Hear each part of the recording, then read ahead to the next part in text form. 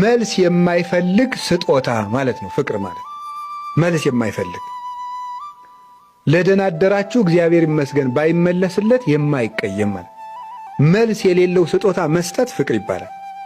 ሳይጠብቁ ማድረግ ማለት ነው። የሚወዷችሁንማ ብትወዱ ምን ትርፋላችሁ? ይህንማ ቀራጮችስ ያደርጉት የለም ምን ብሏል ጌታ። የሚወዷቸውን መውደድማ አሕዛብም ያደርጉታል።